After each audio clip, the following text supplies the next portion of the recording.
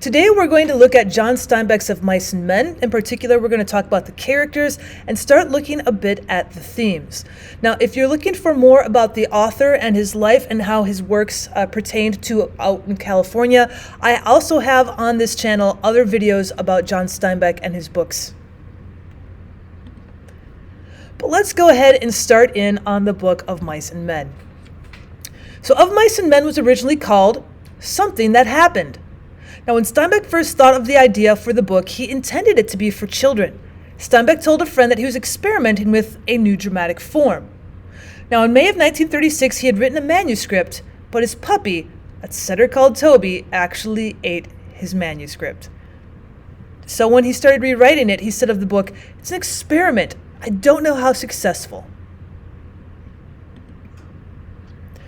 So what is Of Mice and Men? Well, the novel deals with the issues dear to Steinbeck's heart at the time, and that'd be poverty, homelessness, and the exploitation of itinerant workers, the failure of the American dream for most, and America's general moral decline.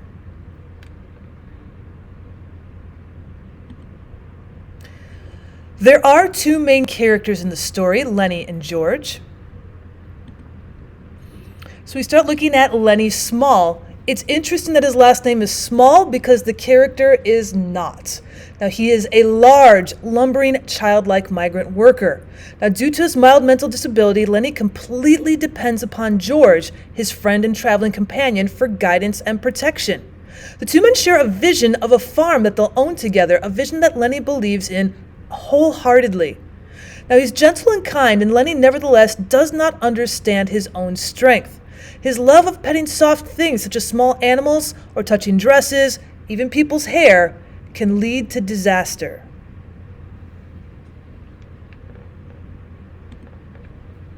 Your other main character is George Milton. Now, George is a small, wiry, quick-witted man who travels with and cares for Lennie. Although he frequently speaks about how much better his life would be without his caretaking responsibilities, George is obviously devoted to Lennie. George's behavior is motivated by the desire to protect Lennie and eventually deliver them both to the farm of their dreams. Though George is the source of the often told story of life on the future farm, it is Lennie's childlike faith that enables George to actually believe in his account of their future.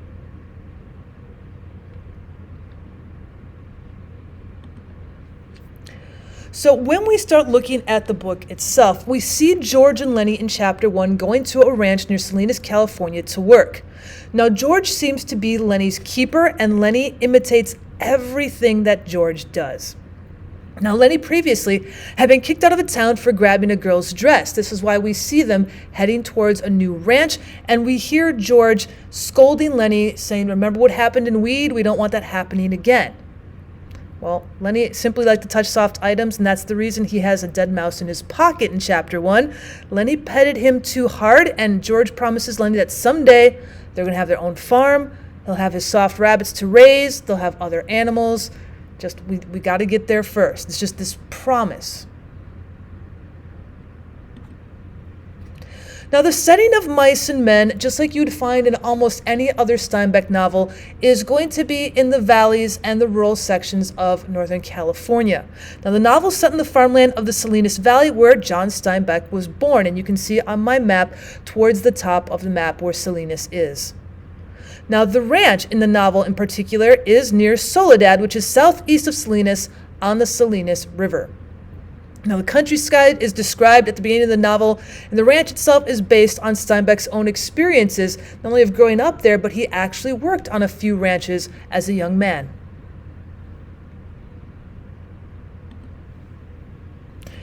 And here are some pictures of Soledad, California. So our actual setting outside of the town of Salinas and into Soledad, where a lot of the ranches are. Very mountainous and yet very lush. Definitely good soil for farms and for ranches.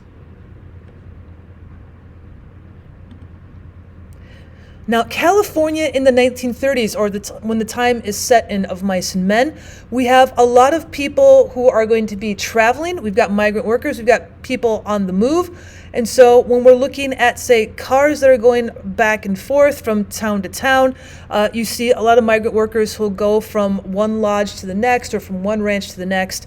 And then, of course, a lot of what we're going to be seeing in this particular story is a more rural area where we still have lots of agriculture going on.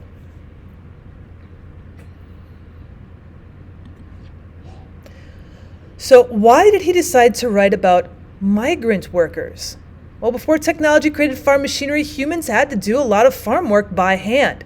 And between the 1880s and the 1930s, thousands of men would travel the countryside in search of work on these farms and ranches. Now, such work included the harvesting of wheat and barley.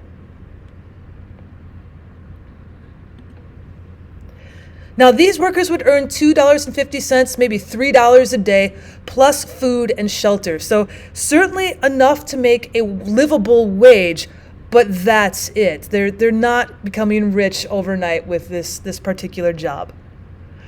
During the 1930s, the unemployment rate was high in the U.S., and with so many men searching for work, agencies were set up to send farm workers to where they were needed. So in the novel, George and Lennie, our two main characters, were given work cards from Murray and Reddy's, one of these workplaces, which is one of the farm work agencies. And so they are set up to go and work on this particular ranch. So when we think of them starting to work on the ranch, and with Lennie talking about his rabbits and wanting George to relate what farm they're going to have someday, we have this sense of our first theme of chasing the American dream. Now, written on the base of the Statue of Liberty gives that idea of people who are coming to America, no matter how poor or where they've come from, everybody has the chance at a better life. So on the base of Statue of Liberty, we have the quote, "Give me your tired, your poor, your huddled masses yearning to breathe free, the wretched refuse of your teeming shore. Send these, the homeless, tempest-tossed to me, and I lift my lamp beside the golden door." So the ideal of the American dream is you can be successful if you work hard and live morally. And you're going to see both of those ideals being pushed throughout of Mice and Men. If you work hard on the ranch, if you earn your money, if you live a moral life, if you keep up your values, you're going to be a success. Now, America is the land of opportunity. Even though George and Lennie have to leave Weed, California, they're now moving into Soledad to another ranch because they have another opportunity for work.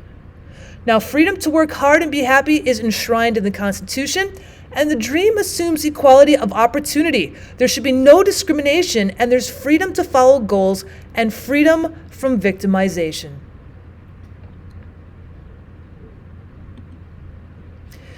Now, from the 17th century onwards, when America first became America, immigrants have dreamed of a better life here. Now, many people immigrated to America in search of a new life for themselves and their families.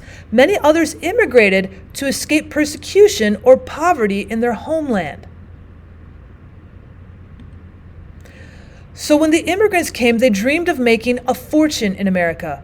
But for many, this dream of riches became a nightmare. After all, there were the horrors of slavery at the beginning of America. There were the horrors of the American Civil War. And there was a growing number of slums that were just as bad as those in Europe, right before Steinbeck comes along and starts writing.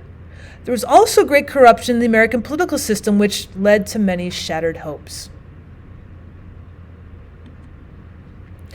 Now, the ideal of an American dream for many was broken in 1929 when Wall Street crashed, marking the beginning of the Great Depression.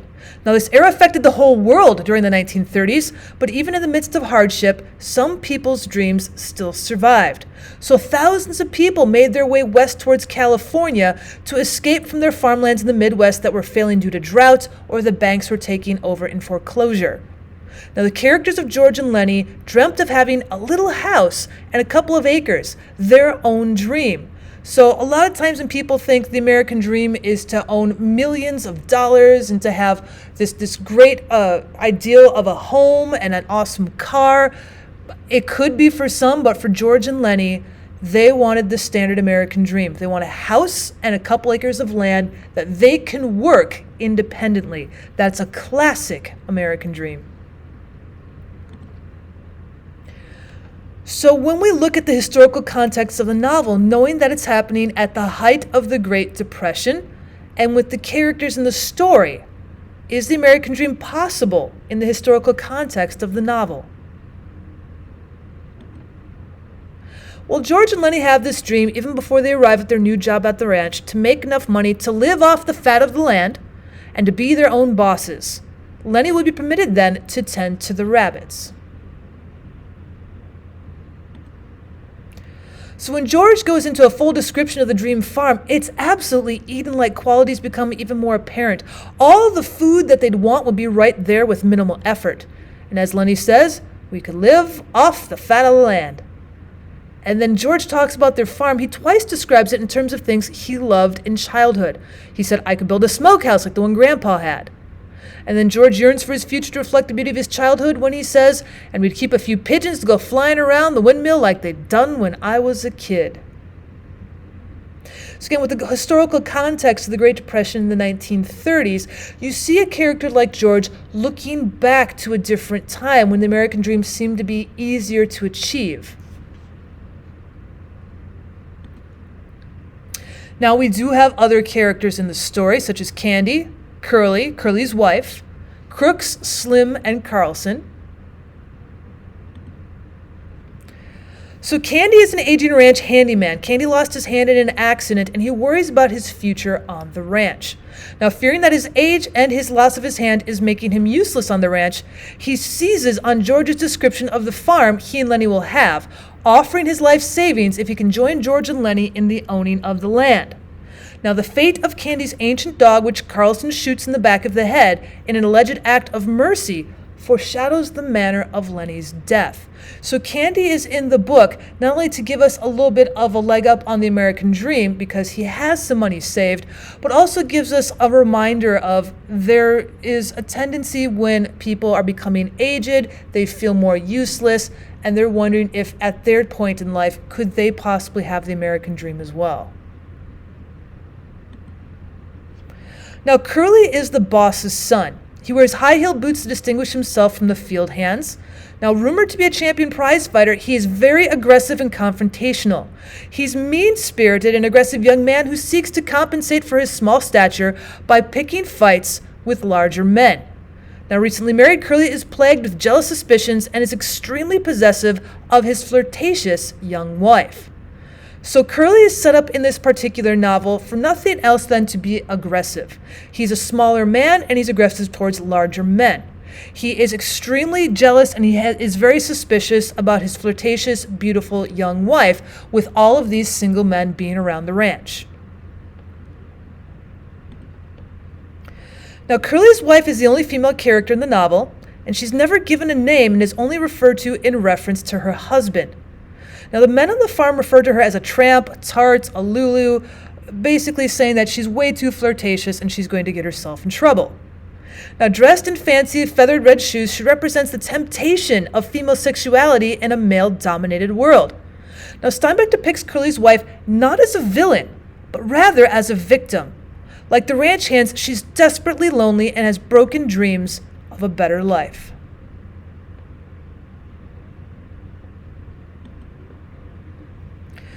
Now, Crooks is a black stable hand, and he gets his name from his crooked back. Now, he's proud, but he's also bitter because in the 1930s, being as segregated as it was in the United States, he's not allowed to live in the ranch house, and he's not allowed to go into town with the other ranch hands. So he feels that he is completely segregated and separate from the others, which makes him kind of proud. He feels like he's surviving well on his own, but it kind of makes him bitter as well. So, despite himself, Crooks becomes fond of Lennie, and though he derisively claims to have seen countless men following empty dreams of buying their own land, he asks Lennie, once he finds out about their dream farm, if he can go with them and hoe in the garden.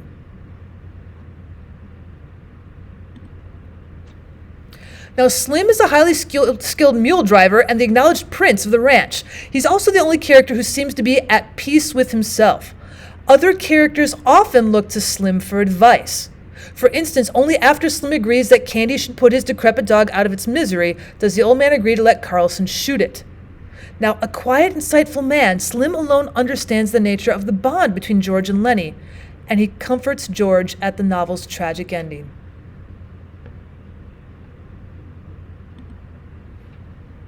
We do have other minor characters that are mentioned throughout the novel. Now, we heard about Carlson before because he unfortunately ends up taking care of Candy's decrepit dog. Now, he's a ranch hand, and Carlson complains bitterly about Candy's old smelly dog, and he convinces Candy to put the dog out of its misery. When Candy finally agrees, Carlson promises to execute the task without causing the animal any suffering. Later, George is going to use Carlson's gun to take care of Lennie. Now, the boss, the stocky, well-dressed man in charge of the ranch and Curley's father, he's never named and he appears only once in the second chapter. And he seems to be a fair-minded man, however. Candy happily reports that he once delivered a gallon of whiskey to the ranch hands on Christmas Day. Now, we never meet Aunt Clara, but we hear about her in the beginning of the story. Aunt Clara is Lennie's aunt who cared for him until her death and does not actually appear in the novel except in the end as a vision chastising Lennie for causing trouble for George. Now, by all accounts, she was a kind and patient woman who took good care of Lennie and gave him plenty of mice to pet. So when we look at the themes of Mice and Men, we have to start with the nature of dreams and that American dream of them going off and finding their own land and their own farm. In essence, of Mice and Men is as much a story about the nature of human dreams and aspirations and the forces that work against them as it is just the story of two men. Now, humans give meaning to their lives and their futures by creating dreams. Without dreams and goals, life is just an endless stream of days that have little connection or meaning. Now, George and Lennie's dream to own a little farm of their own is so central to Of Mice and Men that it appears in some form in 5 of the 6 chapters. Another theme you might be discussing in Of Mice and Men is the theme of loneliness. Humans crave contact with others to give life meaning, and loneliness is present throughout this novel. Even though Curley's wife is now married, she should be absolutely loving that she is married to a newlywed. She feels absolutely lonely, and we never see her together with her husband Curley. All of the men who are working around George and Lennie, they seem almost a little bit jealous that the two guys are traveling together because ranch hands usually live a lonely life.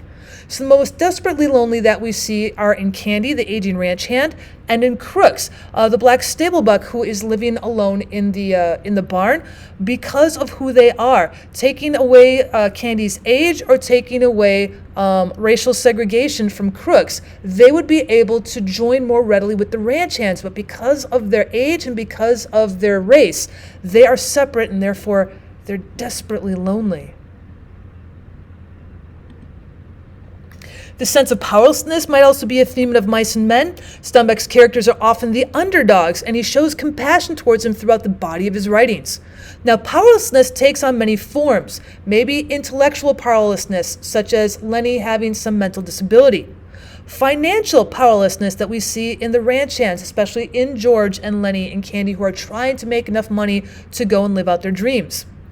Societal powerlessness, maybe perhaps in Crooks, who is being segregated because he's a person of color, or maybe societal powerlessness because of Candy and his age. Steinbeck touches on them all. Fate might also be a theme. Life's unpredictable nature is another subject that defines the human condition. Just when it appears that George and Lennie will get their farm, fate is going to step in. Now, we also have My Brother's Keeper, where Steinbeck makes the reader wonder whether mankind should go alone in the world or be responsible and helpful to others who are less fortunate. The character of George being my brother's keeper. Should you be concerned for others? Should you be taking care of others? With this sense of the individual and the sense of freedom that come in America, a lot of times people put aside the thought of, maybe I should be helping out others. And then, of course, with Steinbeck, nature is usually quite a big theme. He uses nature images to reinforce his themes and to set the mood. So then what is the title's origin? After all, he did start off with a different title. Well, the title of the novel comes from a poem by the Scottish poet Robert Burns. The best laid schemes o' mice and men gang oft agly, and leave us naught but grief and pain for promised joy. Now, the best laid schemes of mice and men often go wrong, referring to a little mouse who had so carefully built her burrow in a field to protect herself and her little mice babies. But the burrow is eventually turned over and destroyed by the man plowing. And that'll do for my themes and for my characters of Mice and Men. Thank you so much for stopping by. If you'd like to hear more about Of Mice and Men, or if you'd like to hear about other novels, please leave comments in the section below what else you'd like to hear from me. And as always, I'd love it if you could subscribe to the channel. Thanks for stopping by.